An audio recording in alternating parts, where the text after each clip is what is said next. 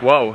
Attrapez de quoi grignoter, installez-vous confortablement et préparez-vous à nous suivre pour une nouvelle aventure en camping-car à travers le Péloponnèse. De l'emblématique Olympie à l'envoûtante Pythos, avec des panoramas à couper le souffle et quelques améliorations sur notre vieux compagnon de route. On vous embarque dans un voyage aussi fabuleux qu'inoubliable. Prêt à partir? On ne bougera pas d'ici sans nos colis.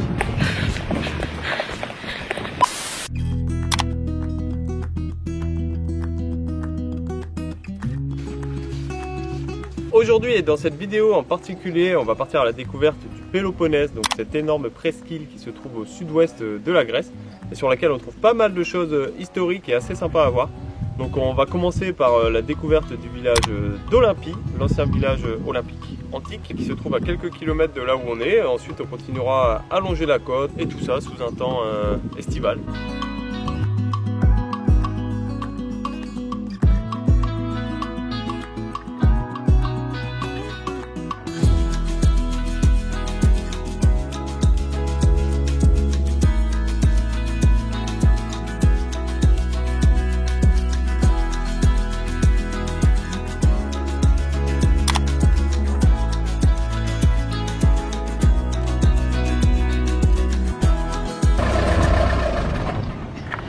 Allez, allons nous jeter dans la foule. Ouh là là, aïe aïe aïe, il y a plein de ronces partout là qui accrochent ma robe. Faut forcer, là. À la base, on voulait aller sur le parking, mais il est rempli. Il y a beaucoup de monde, hein. Il y a énormément de monde, ouais.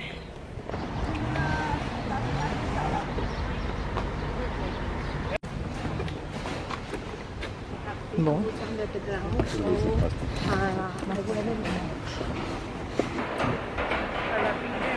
J'ai perdu Victor. En faisant quelques recherches sur la ville d'Olympie, avant de venir ici, on a pu s'apercevoir sur internet en fait qu'il était écrit que c'était une des villes les plus touristiques de Grèce. Et en fait la ville d'Olympie est vraiment toute petite. Et maintenant elle est quasiment à 100% orientée vers le tourisme. Et on peut le voir parce qu'il y a des énormes parkings pour les bus un peu partout, énormément de monde et dans les rues il n'y a que des restaurants et des hôtels. Voilà, c'est pas forcément le genre de ville qui nous attire le plus, mais après on se dit que si on faisait pas un passage à Olympie en étant dans le Péloponnèse, ça aurait quand même été un peu dommage. Donc on va aller braver notre phobie des grandes foules et aller découvrir tout ça. Voilà, sous un beau soleil.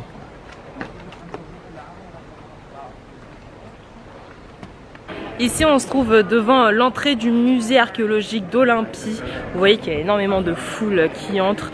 On va pas aller au musée, on va chercher le parc archéologique où normalement les gens seront beaucoup plus diffusés dans le parc, éparpillés.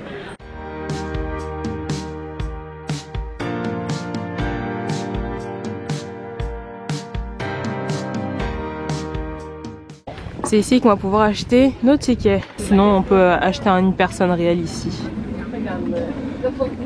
13 h l'entrée, non? Nous voici devant l'entrée avec nos tickets. Thank you. C'est parti!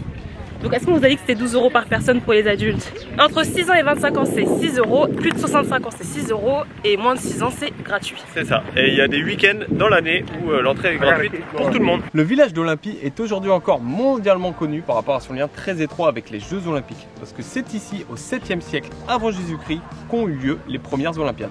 Les Jeux Olympiques sous leur forme antique ont eu lieu ici à Olympie du 7e siècle avant Jésus-Christ jusqu'au 4e siècle. Les Olympiades duraient à peu près un mois et regroupaient donc des athlètes qui venaient du monde entier, un peu comme les Jeux Olympiques qu'on connaît de nos jours. On s'est dit que ce serait intéressant de vous présenter quelques grands bâtiments qu'il y a à l'intérieur du site d'Olympie. Là, c'est la Palestre. C'était un gymnase où les athlètes s'entraînaient, notamment à la lutte et au pugilat. Elle comportait des salles d'entraînement et des bains pour les athlètes. Alors, ça, c'est à quoi ça ressemblait. Et voici comment c'est maintenant. Faut faire place à l'imagination, voilà, imaginez. Le Léonidanion était un grand bâtiment destiné à accueillir les hôtes de marque et les dignitaires étrangers venus assister aux Jeux Olympiques. C'était un hôtel de luxe de l'époque. C'est sympa parce qu'on peut vraiment marcher partout. Il y a très peu d'endroits qui sont balisés, protégés par ces petits fils là pour dire n'entrez pas de l'autre côté. Mais c'est vraiment très ouvert. Ça fait plaisir. Aujourd'hui, il fait environ 27 degrés en maximal. Donc c'est quand même beaucoup plus soutenable que les visites qu'on avait fait l'été. Là, on aura des belles images. Oula, on m'a sifflé hein. J'ai pas le droit d'être là? Qu'est-ce qui se passe? En fait, le sifflement qu'on a entendu, c'est une dame qui a un sifflet pour empêcher les personnes de faire des photos. Vous voyez qu'on est en train de poser, eh ben, elle siffle sur nous. Donc visiblement, on n'a pas le droit de prendre des photos ici, mais tout le monde en prend. On se trouve maintenant au niveau de l'entrée d'un des anciens stades olympiques d'Olympie. Du coup, il est ouvert au public. On va pouvoir aller faire des petites foulées sur ce stade. Waouh! Le stade d'Olympie est célèbre pour avoir accueilli les courses lors des Jeux Olympiques antiques. Il pouvait réunir environ 45 000 personnes et était relié au sanctuaire par une entrée monumentale.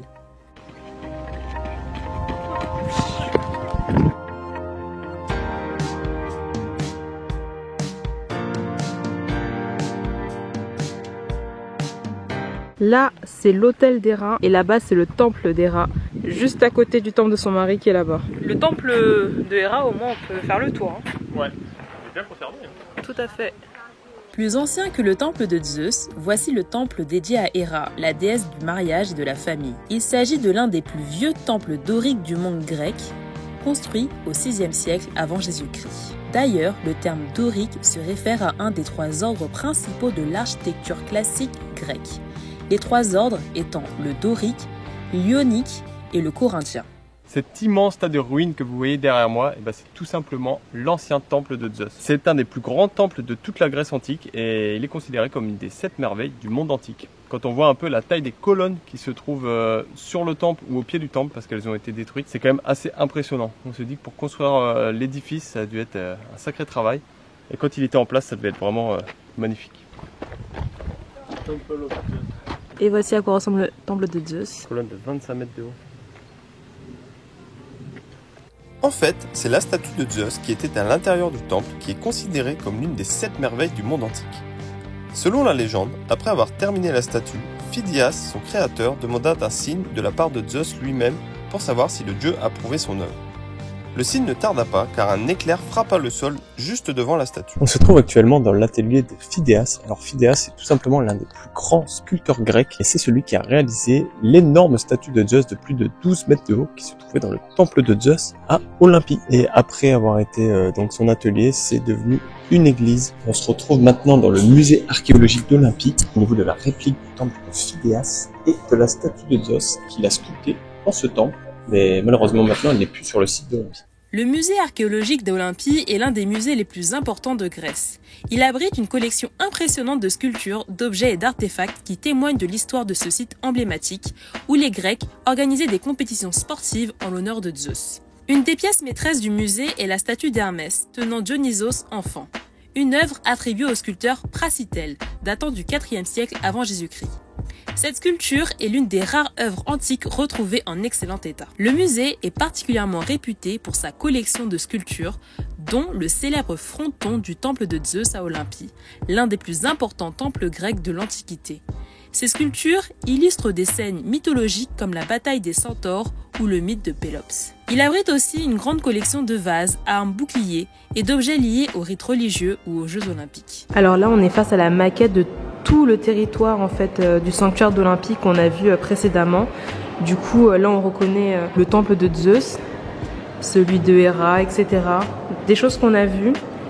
Et là, par exemple, il y a la piste de course. Là, par exemple, c'est là où on voyait toutes les colonnes, etc. Quand il y avait un toit, et bien, ça ressemblait à ça. C'est vraiment bien d'avoir cette représentation au sens de maquette. On peut vraiment visualiser à quoi ça ressemblait et les échelles qu'il y avait.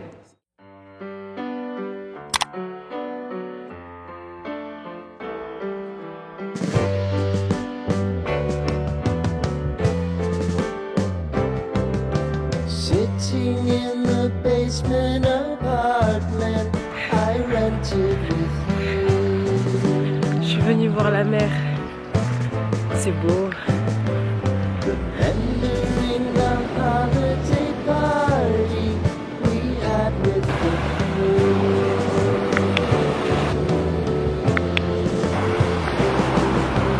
Romeo was roaming about. Attendez. Ouais, tu peux descendre. Allez. Allez, viens, Roscoe. superbe. On se réveille sur un spot qui s'appelle Eleia Beach. Je pense que les personnes qui sont parties dans le Péloponnèse, en Grèce, en véhicule aménagé, connaissent cet endroit. Mais pour tous les autres, voilà, c'est une immense étendue, vraiment. Il y a de la végétation, il y a plein d'alcool où on peut trouver un spot pour se poser. Évidemment, c'est gratuit. C'est très agréable d'être là.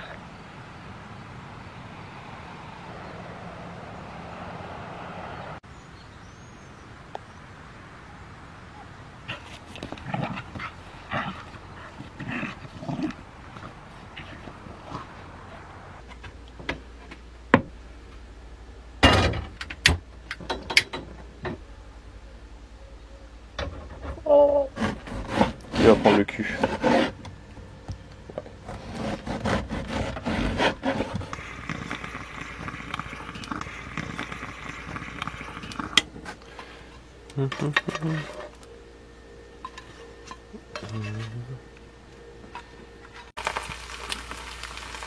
Voilà ce que je mange pour prendre des forces pour la matinée. Des tartines, du pain, un œuf, une banane, petit verre de jus et petit café. Et Jen a rajouté une petite touche de salade parce qu'elle aime bien se différencier de moi. Avec un grand thé. Et j'ai pris une petite prune aussi. C'est la saison. Ah ben. L'automne est là.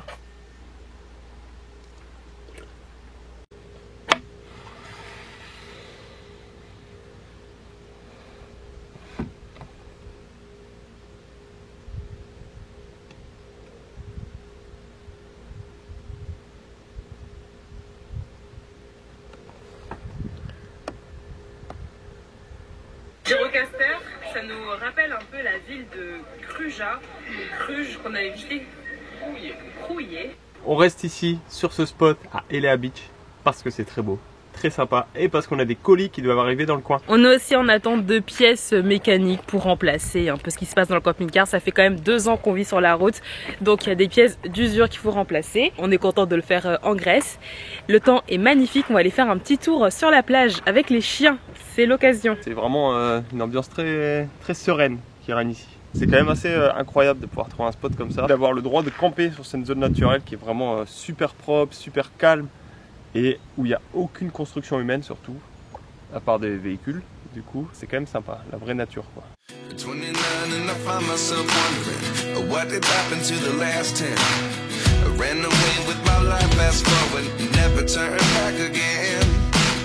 It's kind of funny that the more we pass time, the more we need to set them rewind. And 19 was the year I had to leave you, but now I'm seeing all the signs. Is this really happening? I can't believe it's true. I'm just as surprised as you. Is this really happening? I can't be too sure, but one day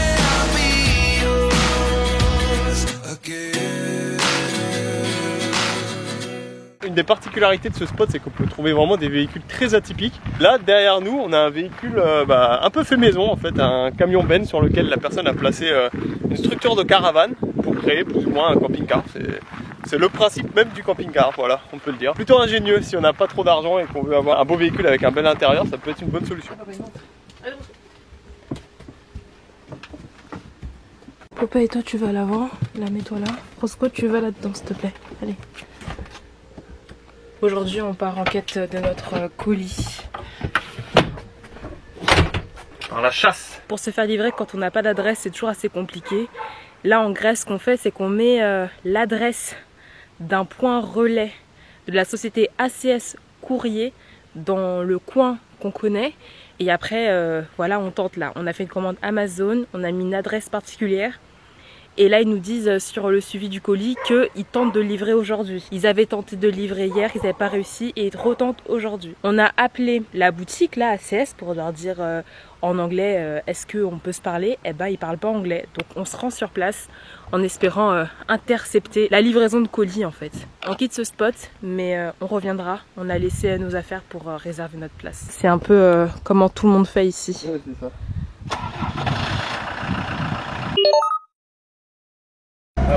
Oh, la fausse tour Eiffel! Dingue! Ouais, c'est dingue, hein. Ok, donc Donc on arrive bientôt. C'est là que tu dois tourner à gauche ou pas?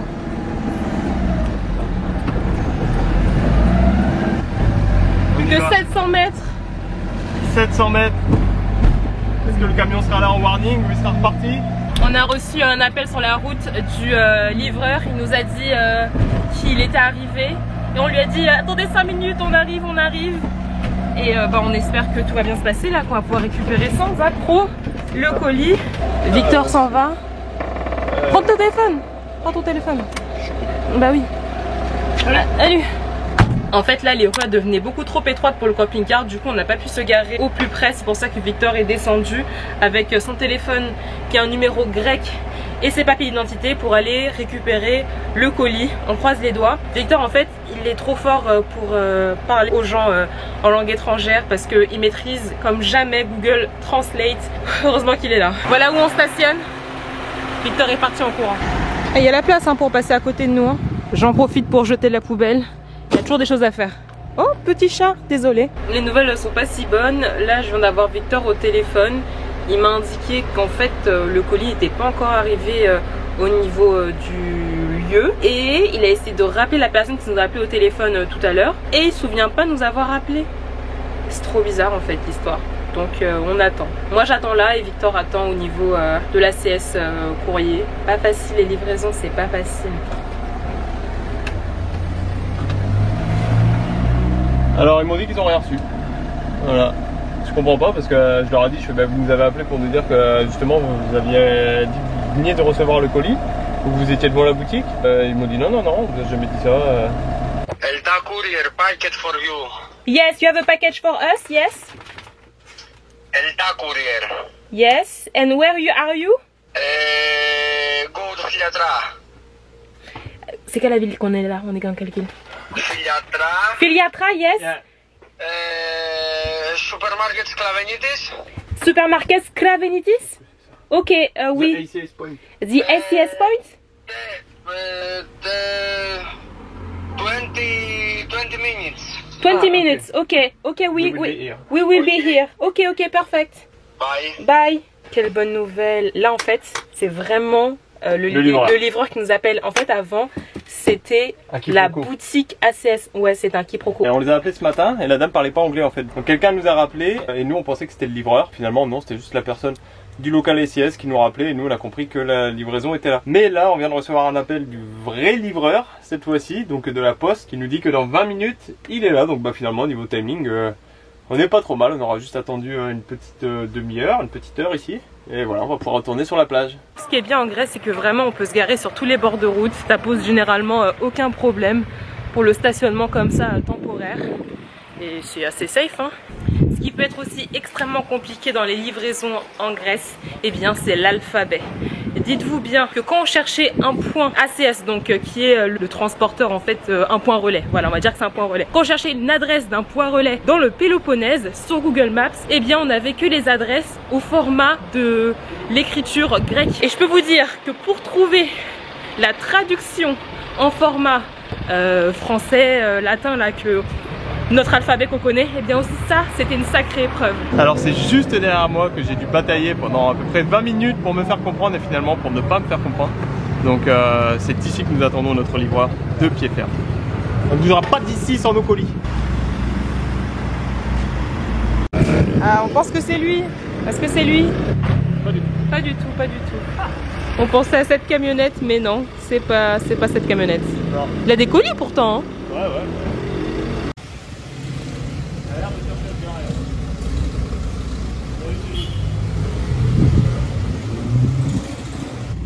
Vas-y.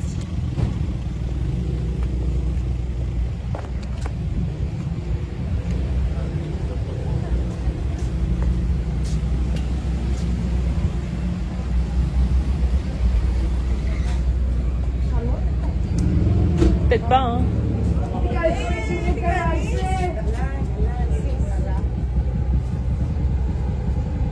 Ah non, pas du tout.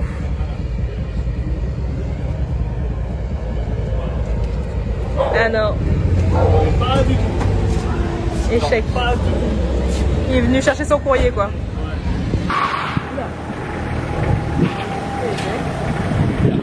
Hello. We are at the address indicated in Supermarket Sklavenitis. Supermarket Sklavenitis. We are in a shop that sells lamps And the pharmacy. and next to a pharmacy. Okay, can you spell, Victor? Can you spell the supermarket name, please? Prends de quoi noter. Supermarket what? Supermarket Sklavenitis. Sklavenitis. We're gonna look for it in Google Maps. Sklavenitis. Ναι, S. ναι, στο Sklavenitis είμαι.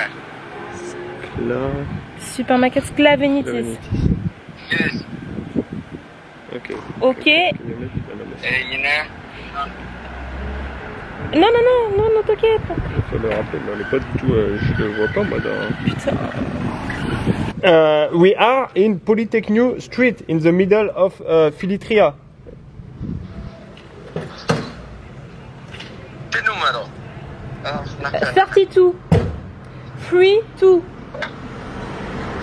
Ωραία, σε μία ώρα όταν θα είμαι εκεί στην Ηρώ Πολυτεχνείο θα σε πάρω τηλέφωνο. Αν μπορεί να σου πάρει την πλατεία, τι να σου κάνω. We don't speak Greek, we just speak English, sorry. The address on Amazon is in Filitria.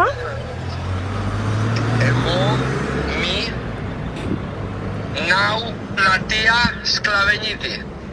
We don't understand. Let us write what you're saying. Okay. Can you tell us where you are exactly? Μη, ναου, Σκλαβενίτη, σούπερ μάρκετ. Mais en fait, le livreur, il est pas du tout à cette adresse, quoi. Il nous piège. On a réussi à trouver un nom là. Oh là là. Donc on court pour pas qu'il parte quand même. Ça doit être ça. Le magasin Sklavenitis. Je sais pas si c'est ça. Victoire. Oh là là là là là là. Quelle galère. Il était là le transporteur. Waouh. Heureusement pour nous, quand on a pris notre carte SIM Vodafone, en fait, on a eu un numéro grec qui nous a permis de le renseigner sur l'ordre de commande Amazon. Et sans ça, sinon, ça aurait été tout simplement impossible de se faire livrer parce qu'on n'aurait eu aucun moyen de communiquer avec le livreur et donc ça aurait été perdu définitivement, comme ça nous est arrivé en Italie.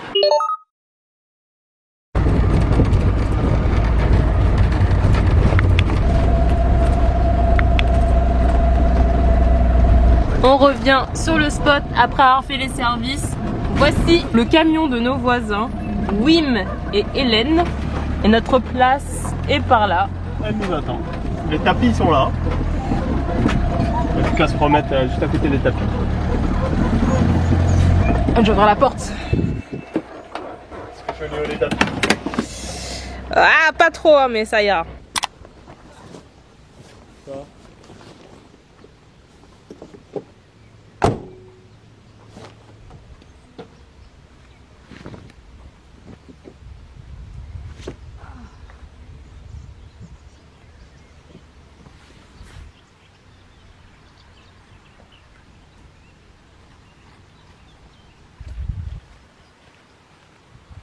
Alors je vais vous montrer rapidement tout ce qu'on a acheté. Ça c'est des feuilles de Kinkeliba qui servent à faire des petites infusions pour purifier notre corps.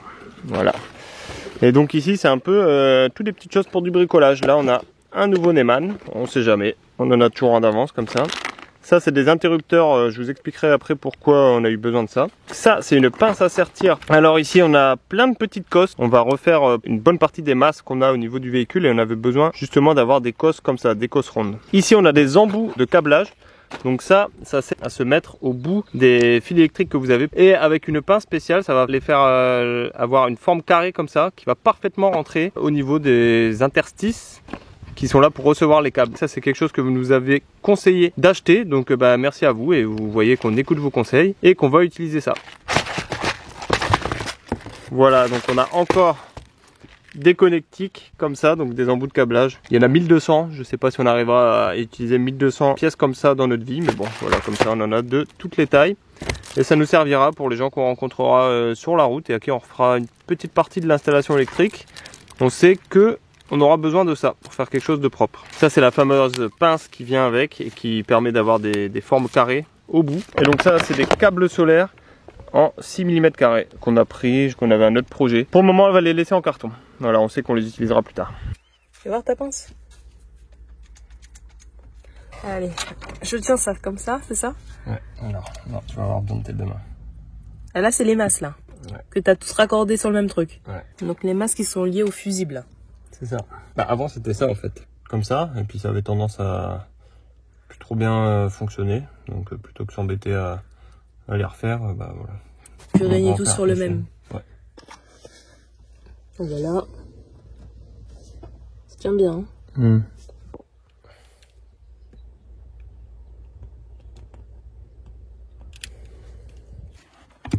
Important.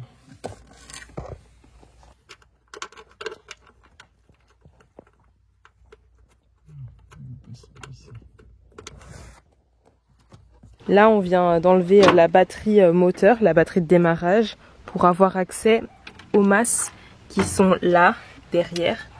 Vous voyez là sur ce boulon blanc, donc pour les nettoyer. En fait, on nettoie les masses pour éviter les pannes aléatoires qui sont très courantes chez les J5 C25 et qui sont dues à ces problèmes de masse. Donc parfois quand la masse est un mauvais contact avec le châssis, ça fait que le circuit électrique n'est pas parfaitement fermé et donc il y a certaines choses qui peuvent ne pas fonctionner. Alors je continue mon bricolage au niveau de l'avant du camping-car, au niveau de la partie électrique, et je viens de finir ceci. Alors ceci, c'est tout simplement un bel interrupteur 20 ampères qui a 3 petites broches qui sont là. Cet interrupteur va servir tout simplement à ouvrir ou à fermer notre électrovanne, parce que pour le moment on utilise un des interrupteurs des phares pour le faire, ça nous plaît pas trop. Donc là on va faire un circuit en direct en fait avec un fusible qu'on a rajouté au milieu évidemment pour protéger ça, et donc voilà, on va avoir un câble spécialement dédié à notre électrovanne parce que pour le moment elle est sur celle des phares, et parfois vu qu'on avait un petit problème de masse au niveau de nos feux, ça pouvait nous empêcher de démarrer ou nous faire caler même quand on roulait. Alors c'est ici que ça va venir en fait, hop, tout simplement comme ça.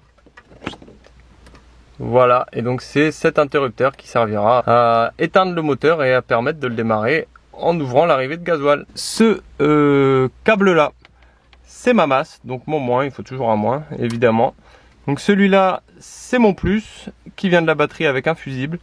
Et celui-là, c'est celui qui va partir activer l'électrovanne. Et pour les personnes qui se demandent, mais il sort d'où ce trou? En fait, ici, il y avait l'emplacement de l'ancienne caméra de recul. Ouais, la toute petite. Elle était vraiment minuscule, parce qu'elle marchait plus.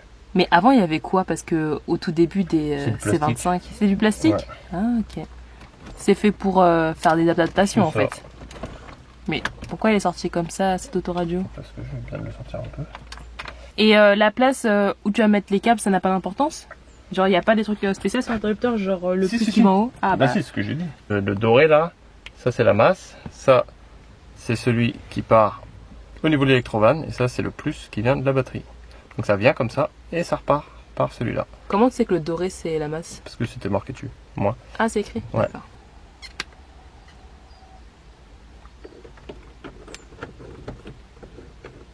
J'ai rebranché la batterie. Maintenant on va faire un petit test, on va appuyer là et on va voir si la petite lumière bleue s'allume. Ensuite on ira voir au niveau de l'électrovanne si on a du 12 volts qui arrive et qui signifierait que notre électrovanne soit bien allumée. Mais c'est quoi ce bazar là qu'on voit là? Ça c'est l'enceinte qui m'énerve parce qu'elle est là avec plein de câbles alors qu'on n'utilise plus l'autoradio depuis 10 ans. Mais... Et les câbles là qui sortent là? Ça? C'est pas normal ça. Bah si, après je vais le remettre. D'accord, bon. Allez vas-y, appuie. Attention, attention. Wow. Lumière bleue. Allez, faut aller tester, attention maintenant. Eh ben.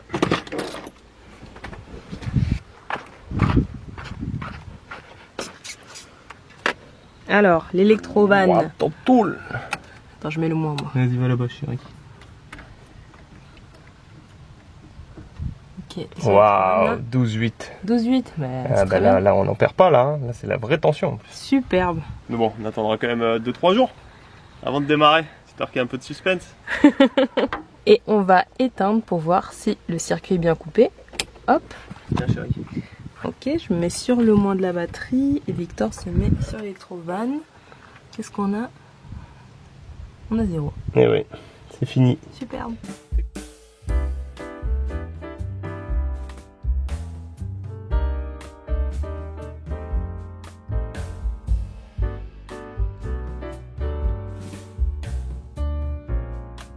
Aujourd'hui, on est samedi. Au programme pour moi, ça va être du montage vidéo pour la vidéo qui va sortir dimanche. Et pour Victor, du bricolage. Il faut savoir que notre installation électrique elle est assez simple. On a uniquement un panneau solaire de 400 watts sur le toit qui est relié grâce à des câbles solaires à notre régulateur MPPT de la marque Victron. C'est le modèle 100/30. On n'a pas de chargeur DC-DC, on en a un mais on l'a pas installé. Pour tout vous dire, les alternateurs de C25 en fait ils délivrent que 80 ampères de puissance, ce qui peut être un peu limite par rapport au gros régulateur DC-DC qu'on a acheté pour notre camping-car. Voilà, parce qu'on a pris le 30 ampères de Victron, donc c'est peut-être un peu beaucoup. On sait qu'après on peut le régler pour qu'il délivre moins de puissance, mais vu qu'on a eu pas mal de galères avec notre ancien alternateur qu'on a changé, maintenant celui-ci est neuf, donc si on peut se permettre de ne pas l'utiliser pour recharger notre batterie cellule et utiliser que le soleil, pour nous c'est beaucoup plus simple. Donc notre installation elle est parfaitement fonctionnelle, on en est très content, on n'a pas de modifications à faire dessus, hormis au niveau sécurité en fait. Comme vous avez pu le voir dans une vidéo précédente, quand on a quitté le spot d'épanouie, en fait on a une cosse qui s'est tout simplement déconnectée comme ça du câble, parce qu'on l'avait mal serti, vu qu'on n'avait pas la bonne pince à sertir et que c'était des câbles de assez grosse dimension. Et donc ce qu'on va faire, c'est qu'on va remettre des nouvelles cosses et les sertir proprement pour être sûr qu'elles ne bougent plus. Et ce qu'on va faire aussi, c'est qu'on va mettre des embouts de câblage.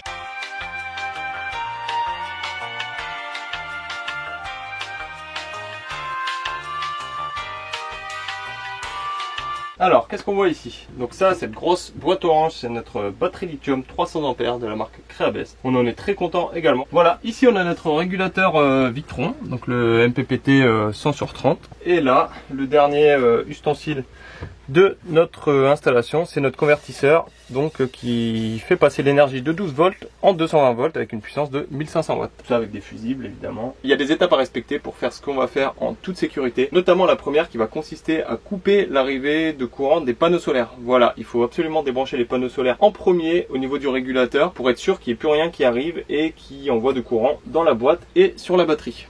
Alors je vais commencer par le moins du panneau solaire. Marqué PV moins. Ça y est, pas de doute. Hop.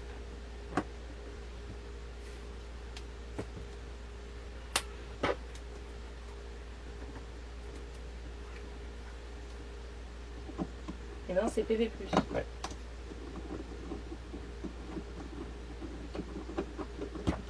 Et voilà.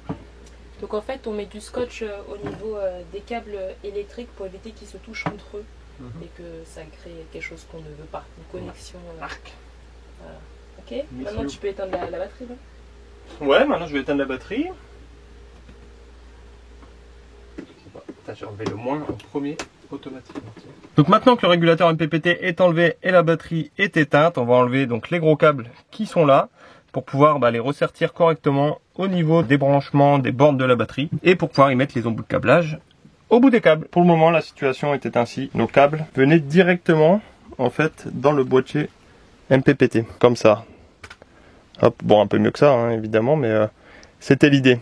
Et donc là on va mettre un embout carré en fait qui va venir englober tous les brins du câble et qui va permettre de venir rentrer parfaitement dans le petit support carré qui est là sur le MPPT. Voilà tout le matériel dont j'ai besoin pour pouvoir refaire correctement mon câble moins qui va aller de mon régulateur MPPT à ma batterie. J'ai ma pince à dénuder, que ça c'est la pince à sertir qui permet de sertir donc les plus grosses cosses de cette dimension. Et donc ça c'est la pince pour transformer ces petits embouts de câblage que vous voyez qui sont ronds pour l'instant et qui deviendront carrés en fait quand je les mettrai dans la pince et que je fermerai. Ça fait bizarre d'avoir tout le bon matériel pour faire les choses, nous qui avons été un peu plus habitués à faire ça un peu à l'arrache si on peut dire, avec les moyens du bord. Je suis assez excité à l'idée de faire ça correctement et de manière cette fois-ci définitive. Mes deux embouts sont dénudés. C'est du câble multi-brin, je sais plus combien de centaines. C'est ce qu'il faut pour que l'électricité puisse bien passer. Alors, je mets ma petite gaine thermorétractable en premier lieu. Ma cosse. Hop. Hop là. Et voilà. Et donc au-dessus, je viens y mettre une gaine thermorétractable. Et là, je passe à l'autre côté. Le plus intéressant parce que c'est nouveau pour moi. Hop.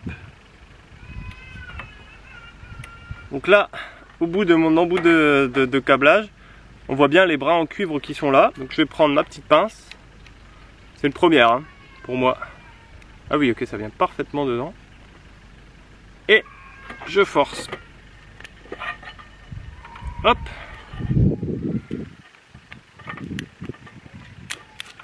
Et voilà. Waouh, ok. Et donc là j'ai un embout carré. Regardez. Qui va parfaitement venir s'insérer dans mon régulateur MPPT. Voilà, de cette manière. Bah écoutez, c'est plutôt positif hein, tout ça. Donc je vais m'amuser à faire ça avec les autres câbles que j'ai à refaire. Et puis après on mettra tout en place. Voilà, là on a mis les 4 câbles, donc les plus et les moins, batterie et panneaux solaires. Et vous voyez comment c'est clean maintenant, c'est beaucoup mieux. Alors on a fini de faire tout ce qu'on avait prévu de faire au niveau boulot pour ce week-end. Donc maintenant on va passer à la détente. Et c'est une bonne surprise parce qu'au fin fond de nos soutes on a retrouvé des petites choses qui vont égayer notre après-midi. Du pâté, donc du pâté qui vient du sud-ouest de la France, du 47 précisément. Pâté de Georgelin, pâté du dimanche au foie gras. Et avec ça on a une petite bouteille de vin rouge. Donc à consommer avec modération évidemment. On va se régaler. On n'a pas de verre à pied, hein. Non. On fait ce qu'on si peut. on en a mais ils sont en plastique donc je préfère ça. Moi. Ouais, c'est sûr. Santé.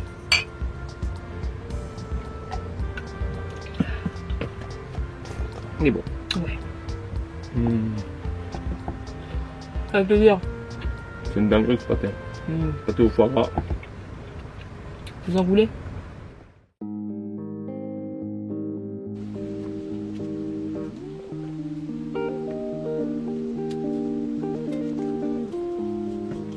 Mais alors comme vous pouvez le voir, je colle des timbres sur des cartes postales. Sur des cartes postales que nous allons écrire et vous envoyer pour les gens qui nous en ont demandé. Belle carte postale d'Olympie. Voilà, donc pour les gens qui s'intéressent, il y a deux façons de pouvoir recevoir des cartes postales. Toutes les infos sont en barre de description sous la vidéo. Vous pouvez soit souscrire à notre chaîne YouTube de manière payante avec l'abonnement Grand Mécène qui vous offrira une carte postale manuscrite par mois des pays dans lesquels on se trouve. Et sinon, il y a toujours moyen de faire un petit don libre juste pour couvrir les frais d'envoi d'une carte postale si vous en souhaitez juste une. Voilà. Donc n'hésitez pas si ça vous intéresse et si vous ne trouvez pas comment faire, envoyez-nous un petit message, on vous redirigera pour vous expliquer. Voilà. Un grand merci aux personnes qui soutiennent notre chaîne et merci à vous qui êtes abonnés ou qui regardez la vidéo tout simplement. N'hésitez pas à lâcher le petit pouce, à vous abonner. Voilà, ça fait toujours plaisir. On vient toujours ici nous demander si on a besoin de quelque chose. Mais il a vu qu'on n'est pas sorti, du coup voilà. Ils vendent de l'eau, de l'huile. Ah, il y a le pain qui arrive. Ah, il y a le pain? Ouais. Ah oui, et là-bas il y a une camionnette qui vend du pain. Une boulangerie ambulante. Pratique, hein. Il passe tous les jours. C'est la camionnette C'est le pain. du pain. Non, c'est bon, on a besoin de rien.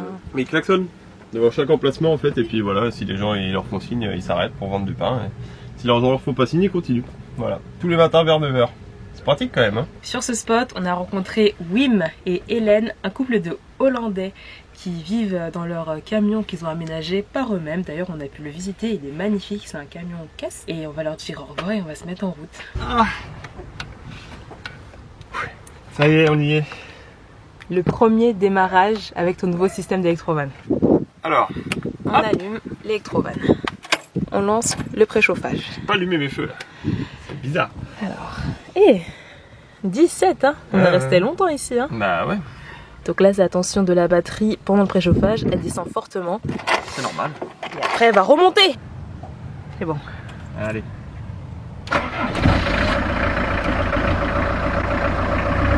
Sans problème. Superbe. Les réparations tenues, on va pouvoir y aller. Moi je me mets avec Roscoe comme d'habitude pour pas qu'il vomisse. Et voilà. Bye bye. C'est Hélène qui nous regarde partir, comme c'est mignon. Elle est là-bas. À l'avant c'est Wim. Bye bye.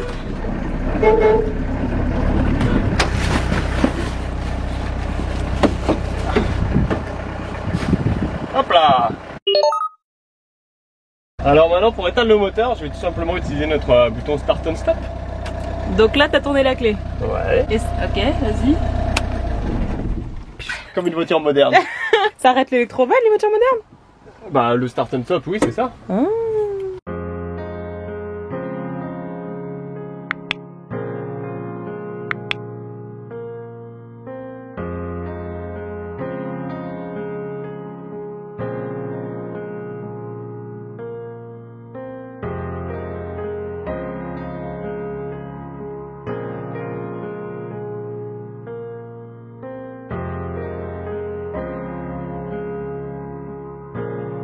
C'est pas magnifique comme endroit pour faire le plein d'eau ça?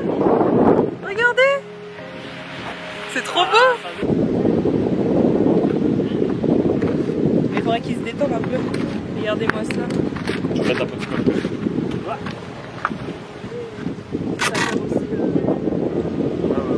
Et voilà! Là c'est... C'est gonflé hein. C'est gonflé à bloc hein. Peut-être mettre un... Mais moins de pression. Non mais... Bah si tu mets moins de pression, ce sera moins gonflé. Hein. Faudrait qu'on trouve un endroit pour faire la vidange aussi. Ouais. Ah! Mais qu'est-ce qui s'est passé?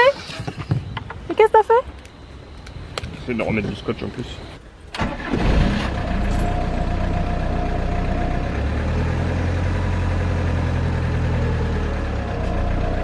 C'est reparti. On va voir un point d'intérêt qui se trouve au sud du Péloponnèse, donc au nord des Trois Doigts. Et apparemment c'est un endroit très sympa, donc on va aller s'y balader avec les chiens. C'est à 40 minutes de route. Et sur le chemin, on va essayer de trouver un car-wash pour vider nos eaux grises.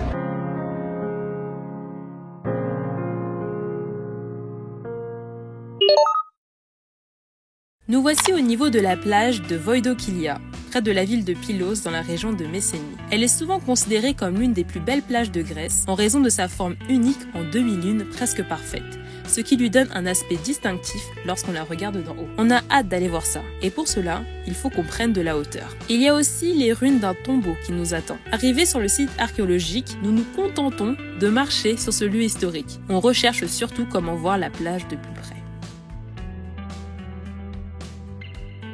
L'eau est d'un bleu extraordinaire. La plage forme une baie en arc de cercle, bordée par des dunes de sable doré et des eaux cristallines peu profondes et calmes. Elle est liée à la mythologie grecque, car il est dit que Voidokilia est mentionné dans l'Odyssée d'Homère comme étant le lieu où le roi Nestor attendait Télémaque, le fils d'Ulysse. Derrière la plage se trouve la lagune de Gialova, une zone humide, protégée abritant de nombreuses espèces d'oiseaux et de flore.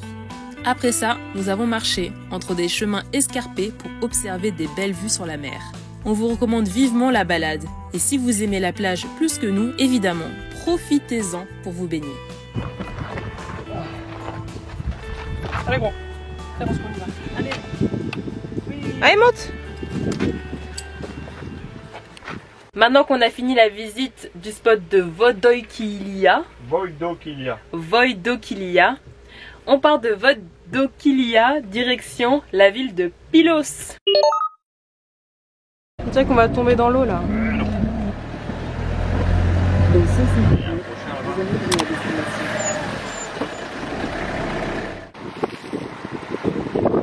Pylos, ville côtière du Péloponnèse, est un véritable carrefour entre histoire ancienne et héroïsme moderne.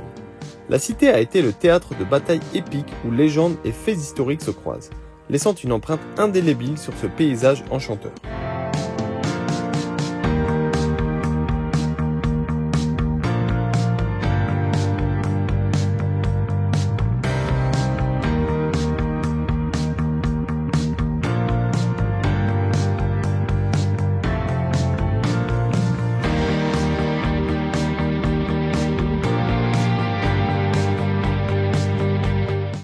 On arrive au niveau du château de Pylos. Le château de Niokastro a été construit par les Ottomans en 1573, peu après leur défaite à la bataille de Lépante face à la flotte chrétienne de la Sainte Ligue. À cette époque, les Ottomans cherchaient à renforcer leur position dans le sud de la Grèce, notamment dans le Péloponnèse, afin de protéger leur route maritime et de maintenir leur contrôle sur la Méditerranée.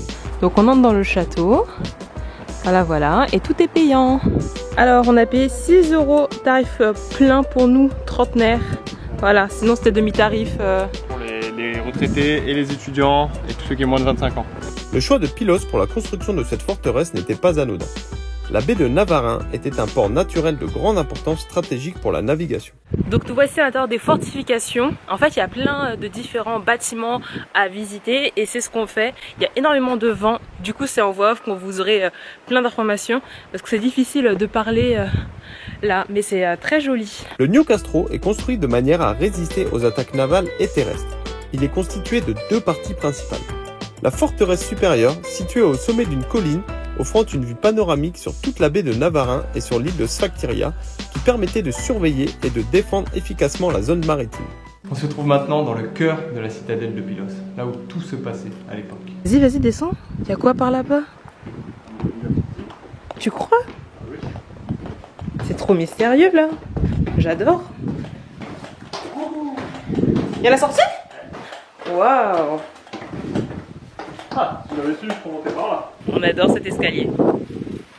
Et la forteresse inférieure, plus vaste et comprenant des bastillons et des remparts épais, protégés par des tours rondes qui étaient mieux adaptées aux canons de l'époque. Le château resta sous contrôle ottoman jusqu'au début du 19e siècle, à une époque où les tensions entre les Grecs et l'Empire ottoman s'intensifiaient. La bataille de Navarin, qui a eu lieu en 1827 au large de la baie, marque un tournant décisif dans l'histoire du château. Ce fut l'une des batailles navales les plus importantes de la guerre d'indépendance grecque. Ah d'accord, on entre dans un musée où il y a des trouvailles sous-marines du Péloponnèse en fait. Ah ouais, j'adore l'ambiance.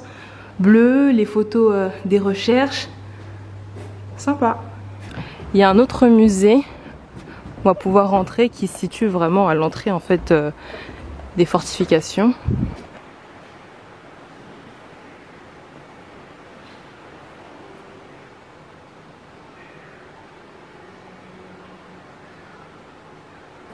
C'est ce qui a été trouvé à Pylos. Ce qu'on voit dans ce musée, en fait, ça regroupe les pièces antiques qui ont été retrouvées dans la région de Pylos, là dans le Péloponnèse. Par exemple, cette amphore, elle a été trouvée en 2017 et elle date de moins 900 avant Jésus-Christ. Donc récemment encore, on trouve des choses en fouillant en Grèce. On le connaît bien ce signe après des poubelles. On va vous faire un petit point van life à Pylos. Alors à Pylos, le stationnement est autorisé 2 jours pour les véhicules aménagés, mais interdit de nuit. Voilà, il faut sortir de la ville pour pouvoir dormir dans son véhicule. Mais bon, il y a pas mal de spots dans le coin, en dehors de la ville, donc ça va pas être un problème pour nous. On arrive sur le spot. C'est pas mal. Sympa hein. Alors, est-ce que t'as quelqu'un? Hello, c'est nous. Nobody's. Est-ce en plein milieu du truc là? Là, sur le béton. On a roulé quelques kilomètres et nous voici arrivés sur un super spot. Et c'est sur ça qu'on va conclure la vidéo. On espère qu'elle vous aura plu. Si c'est le cas, n'hésitez pas à y mettre un pouce, un commentaire, même un smiley. Écoutez, ça aide beaucoup pour le référencement. Si vous aimez notre contenu, abonnez-vous. Franchement, c'est gratuit, ça vous coûte rien. Et pour nous, ça représente énormément. Donc on se retrouve dimanche à 17h30 pour une nouvelle vidéo. Salut! Alors, on a fini tout ce qu'on avait prévu de faire en ce dimanche. Voilà, donc les petites préparations, c'est samedi, en ce week-end. Non, faut que tu recommences. Oh, c'est la première fois que je me vois depuis ce matin. Attends, regarde quand c'est beau là. Regarde, comme ça. Waouh! Alors, voilà ce que Victor mange pour avoir des forces pour toute la journée. Pourquoi tu parles de toi à la troisième personne? Parce que je parle de moi à la troisième personne. Victor va vous dire pourquoi on reste sur ce spot pendant plusieurs jours. Pourquoi? Je sais pas. Pourquoi on reste là? Parce qu'on est bien? Il fait beau? J'en sais rien. Victor, on va m'entendre de colis. Ah oui!